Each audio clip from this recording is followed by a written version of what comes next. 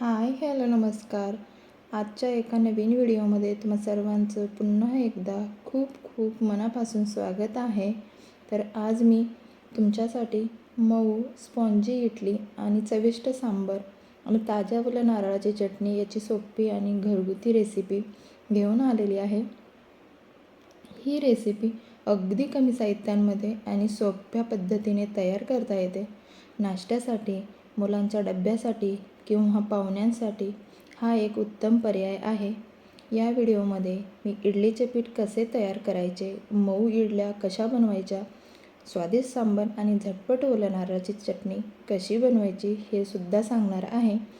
तर ही रेसिपी तुम्हाला आवडली तर व्हिडिओला लाईक करा, तुमच्या मित्रमैत्रिणींसोबत शेअर करा आणि अशा चविष्ट रेसिपीसाठी माझ्या चॅनलला सबस्क्राईब करायला अजिबात विसरू नका. तर चला व्हिडिओला सुरुवात करते. तर सगळ्यात अगोदर मी सांबार बनवण्यासाठी आपल्याला डाळ हवी असते. तर इथे मी अर्धी वाटी तुरीची डाळ स्वच्छ धुवून घेतलेली आहे. त्यानंतर त्यामध्ये आपल्याला थोडंसं हळद, थोडंसं मीठ आणि एक टमाटर मी असा कट करून घेतलेला आहे आणि कुकरला आपल्याला लावून त्याच्या 3-4 शिट्ट्या करून घ्यायच्या आहेत. त्या 3-4 शिट्ट्यांमध्ये डाळ छान अशी शिजल्या जाते. त्यानंतर पहा आपल्याला सांबारसाठी लागणार आहेत भाज्या. तर भाज्यांमध्ये इथे मी 3-4 प्रकारच्या भाज्या घेतलेल्या आहेत. आता माझ्याकडे पहा इथे भाज्या ज्या आहेत तर गाजर, बीन्स, भेंडी आणि शेवग्याच्या शेंगा ह्या भाज्या आहेत. तुमच्याकडे जर यामधल्या काही भाज्या नसतील तरीसुद्धा चालतील किंवा अजून काही असेल तरीसुद्धा चालतील. तुमच्या आवडीप्रमाणे तुम्ही सांबारमध्ये भाज्या घालू शकता. तर माझ्याकडे ज्या होत्या त्याच मी घेतलेल्या आहेत. तर आता त्या मी छान कट करून स्वच्छ धुवून एका पातेल्यामध्ये मी बॉईल करायला ठेवून दिलेल्या आहेत. 5 ते 10 मिनटं हलकेशा बॉईल करायच्या आहेत. त्यानंतर इथे आपण चटणी बनवायला घेतलेली आहे. तर चटणीसुद्धा पहा मी थोडेसे शेंगदाणे असे थोडेसे भाजून घेतलेत. त्यानंतर जे नारळाचे काप केले होते ते सुद्धा असे भाजून घेतलेले आणि त्यानंतर त्यामध्ये थोडीशी हिरवी मिरची टाकलेली आहेत. हे सगळं जे सामान आहे मी 1-2 मिनटं छान असं भाजून घेतलेलं आहे. त्यानंतर मी थोडासा लसूण आणि थोडासा कढीपत्ता टाकलेला आहे. तर तुम्ही यामध्ये चणा डाळसुद्धा टाकू शकता आणि हे कोथिंबीरसुद्धा टाकू शकता, पण माझ्याकडे नव्हती त्यामुळं मी कोथिंबीर टाकलेली नाही आहे.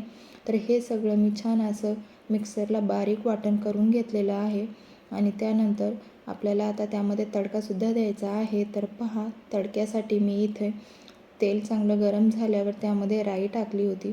राई छान तडतडली की कढीपत्ता, लाल मिरची हे छान टाकून आपल्याला ज्या चटणीवरती हा तडका टाकून द्यायचा आहे आणि 2 सेकंदासाठी त्यावरती झाकणसुद्धा ठेवायचं आहे, जेणेकरून त्याचा जो वाफ आहे ती चटणीमध्ये आपल्या राहील. त्यानंतर मी थोडंसं मीठसुद्धा ॲड केलं कारण की मी चटणीमध्ये मीठ टाकलेलं नव्हतं. त्यानंतर चटणी आपली झाली, मी झाकण ठेवून साईडला ठेवून दिली आहे. त्यानंतर आपण सांबार करण्याची तयारी करत आहोत. तर सांबारसाठी ही आपण डाळ छान अशी शिजवून घेतलेली आहे. डाळसुद्धा आपली छान शिजली आहे. थोडीशी स्मॅश करायची आहे, खूप जास्त मॅश करण्याची गरज नाही आहे. मॅश झाल्यावर आता ह्या ज्या भाज्या आहेत या आपण 5 मिनटासाठी बॉईल करायला ठेवलेल्या होत्या. त्या भाज्या मी त्यामध्ये टाकून घेतलेल्या आहेत. त्यानंतर पहा चिंचेचा कोळ होता तोसुद्धा मी त्याच सांबारच्या याच्यामध्ये टाकून घेतलेला आहे. सगळं मिश्रण छान असं तयार करून घेतलेलं आहे. आता प्रत्येकाची सांबार बनवण्याची पद्धत ही वेगळी असू शकते, पण मी या अशाच पद्धतीने बनवते. तर मी तुमच्यासोबतसुद्धा तीच रेसिपी शेअर करत आहे. तर आता सांबार बनवण्यासाठी इथे मी तेल गरम करायला ठेवलेलं. तेल छान गरम झालं त्यामध्ये मी थोडीशी मेथीदाणे आणि राईची फोडणी दिलेली आहे. ते छान तडतडलं की त्यामध्ये पहा कढीपत्ता, थोडी लाल मिरची आणि उभा कट केलेला कांदासुद्धा असा टाकून घेतलेला आहे. थोडासा परतला की आता मी भेंडी काही बॉईल केली नव्हती त्यामुळे ही भेंडीसुद्धा मी यामध्ये टाकून घेतली आणि छान असं 2 मिनटं परतावून घेतली कारण की भेंडी लगेच शिजल्या जाते. त्यानंतर त्यामध्ये आपल्याला जे काही मसाले हवेत ते यामध्ये टाकून घ्यायचे आहेत. तर इथे मी लाल मिरची पावडर, हळद आणि सांबार मसाला टाकलेला छान असा परतवून घेतला 2 मिनटं आणि जे काही आपण सांबार बनवलेलं तर ते त्यामध्ये मी टाकून घेतलेलं आहे आणि एक साईडला त्याला उकळी येण्यासाठी ठेवून दिलेलं आहे. तर तोपर्यंत आपण पहा, हे जे मी आहे इडलीचं पीठ हे रात्री असं ठेवलेलं फर्मंट होण्यासाठी. तर तुम्ही पाहू शकता खूप छान असं फ्लफी आपलं पीठ झालेलं आहे, मस्त झालं आहे. तर आता इडली बनवण्यासाठी मला जितकं हवं होतं तितकं मी एका भांड्यामध्ये काढून घेतलेलं आहे, कारण की सगळ्याच पिठामध्ये आपल्याला मीठ कालवायचं नसतं. तर पहा, जेवढं हवं होतं तेवढं घेतलं मी आणि मीठ टाकून छान असं मिक्स केलेलं आहे.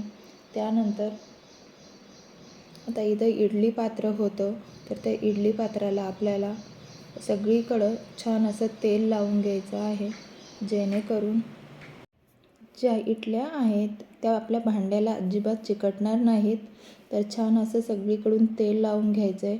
आणि पहा, त्यानंतर आपल्याला इडली पात्रामध्ये जेवढे इडलीसाठी पीठ लागतं थोडं थोडं करून टाकून घ्यायचं आहे, खूप जास्त वरपर्यंत भरायचं नाही आहे. छान आता पहा, मी सगळे इडली पात्रामध्ये त्याचं पीठ टाकून घेतलेलं आहे आणि दुसरीकडे मी गॅसवर अगोदरच पाणी बॉईल करण्यासाठी ठेवलं होतं. तर पाणी थोडं गरम झालेलं आहे, त्यामध्ये हे इडली पात्र ठेवून घेऊन या आणि त्यानंतर झाकण लावून आपल्याला 15 मिनटं मिडियम गॅस वाफवून घ्यायच्या आहेत. तर 15 मिनटानंतर आपण पाहूया आपल्या इडल्या कशा तयार होतात त्या. तर इथे पहा, 15 मिनटानंतर मी चेक करत आहे. तर एका चाकूने आपल्याला चेक करायचं आहे. जर चाकू स्मूथली जर असा निघून आला तर म्हणायचं की आपली इडली छान अशी परफेक्ट झालेली आहे. त्यानंतर मी इडली ही खाली काढून घेतलेली आहे. थोडं थंड झाल्यावरती इडल्या छान प्रकारे निघतात, पण मला जास्त माझ्याकडे वेळ नव्हता, त्यामुळे मी गरम गरमच काढत होते. आणि अशा काही प्रकारे आपल्या इडल्या पहा छान मस्त तयार झालेल्या आहे. किती सॉफ्ट स्पॉन्जी छान दिसत आहेत. खूप छान होतात ह्या इडल्या. तुम्ही नक्की अशा प्रकारे इडली ही बनवून पहा आणि खूप सॉफ्टसुद्धा होतात. तर ह्या सगळ्या इडल्या मी अशा काढून घेत आहे. त्यानंतर मला पुन्हा एक भांडं लावायचं होतं, त्यामुळे माझ्याकडे एवढा वेळसुद्धा नव्हता. तर मी गरम गरमच काढून घेतलेल्या होत्या.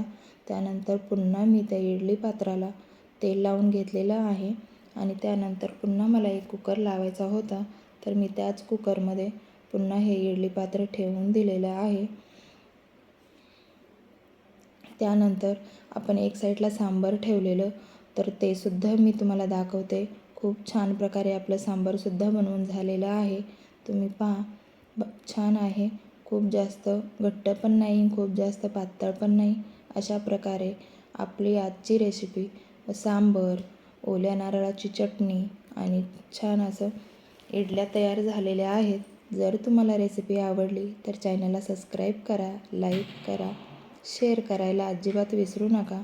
पुन्हा भेटूया अशाच एका नवीन व्हिडिओमध्ये. तोपर्यंत बाय.